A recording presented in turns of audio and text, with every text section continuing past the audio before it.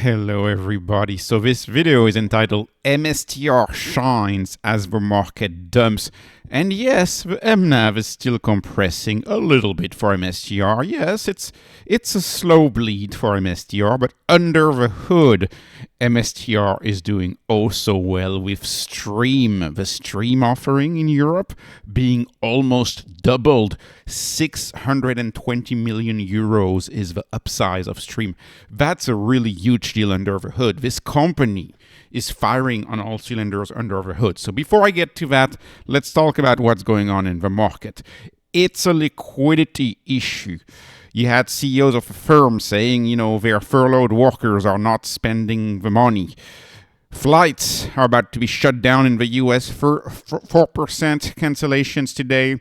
Maybe 10% of all flights across the US canceled by Tuesday. Who knows where we'll be at the end of next week? Fear is mounting. There is an enormous drain of liquidity. People are fearful. And what are they selling when you're fearful? They're selling the high flyers. They're selling the growth.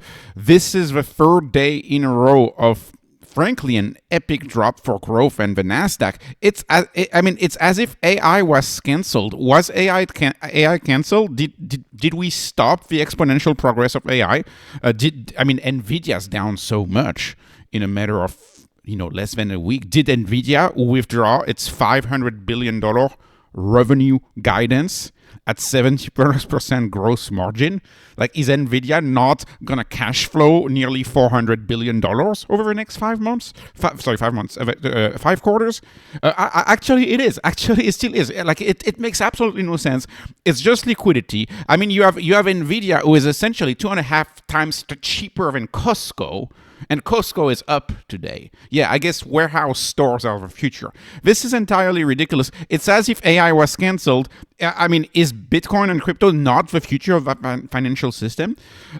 Is Web3 not the future of the financial of big tech? Is Web3 not the future of big tech? Is Web3 not going to replace enormous SaaS enterprises that we have today? Enormous enterprises that we have today, aren't they going to be built on Web3 and be entirely replaced by blockchains? Yes, they are. This hasn't changed. This is a revolution.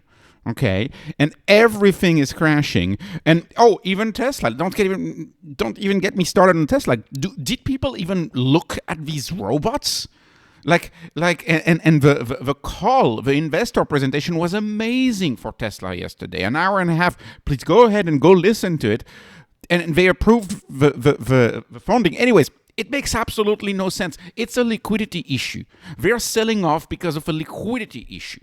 And I guess Bitcoin is correlated to the NASDAQ, and MSTR is kind of going the same path of this correlation we're dumping innovative companies.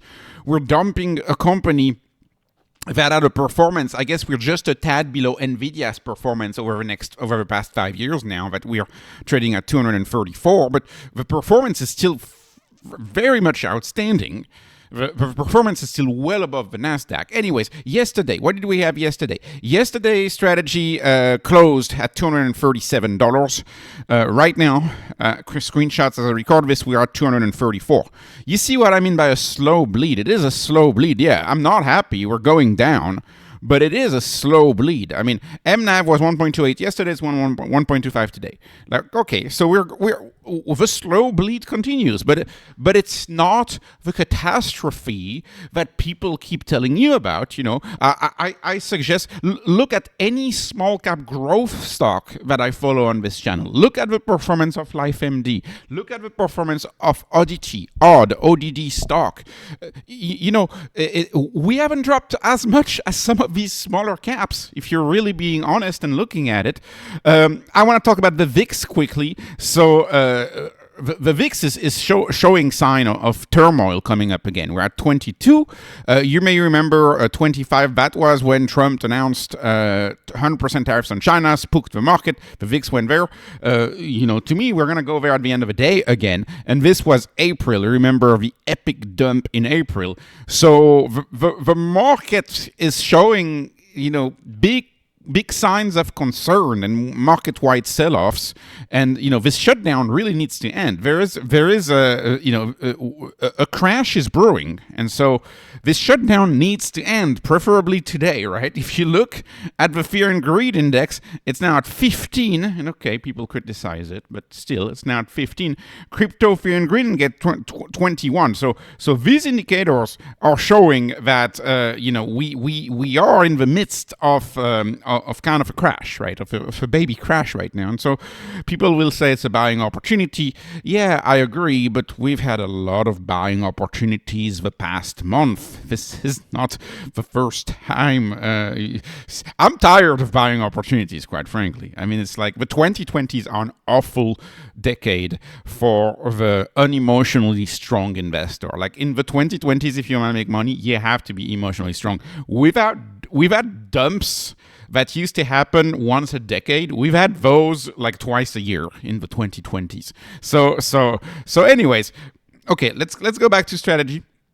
Strategy is a slow bleed. I know people like to say it's a crash. It's been a slow bleed. Every day we bleed a little more. Eventually it will stop. This too shall pass. And I study the companies under the hood. I look at what's happening under the hood. You may remember my Stream video. I made a whole video explaining Stream. I was all happy. I said he would likely double that offering. Yeah, I was very much right. I mean, in the middle of a crash, of a big crash, and in Europe, there's equal problems in Europe, of course. In the middle of a big crash, he essentially doubled it, as far as I'm concerned. We're not quite a double, but we're almost a double. If we had been in a bull market for Bitcoin, this could have been $1 billion, right? If we had been in a bull market for Bitcoin. Now Bitcoin crashed, Euphoria gone, and you see Euphoria being gone, and you still see a doubling of the Stream offering. And this, by the way, with Bitcoin at 100,800 as I record this means, let's take 101, he's likely going to buy 6,000 Bitcoin.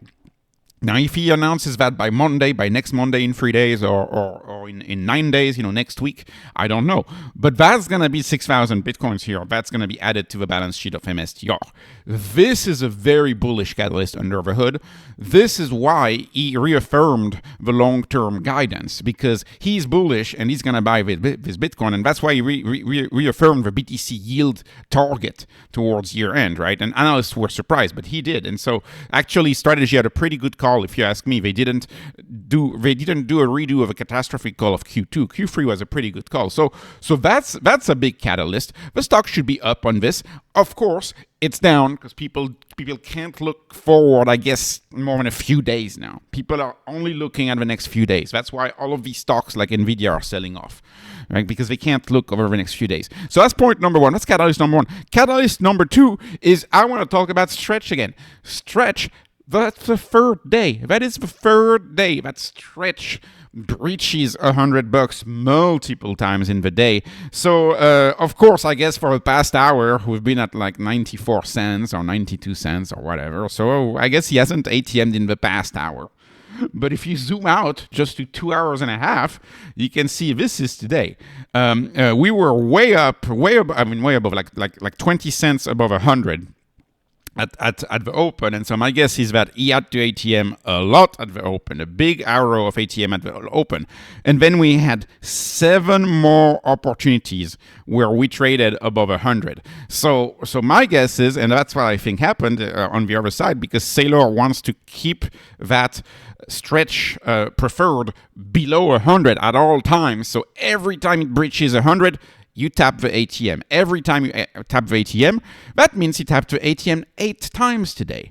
And probably at the open, he had to tap it quite heavily. So I'm so curious about Monday to see how much money he actually raised on Monday. I think that's going to be absolutely epic. And I prepare for a big announcement on Monday, especially if he can. And I don't think it's going to be this Monday, this buy. I think that's going to be the Monday after. But he could. If he does, that could be a good deal. But I don't think it's going to be there. But 2 huge catalysts, but to see those catalysts, you have to think a little longer than the end of a trading day.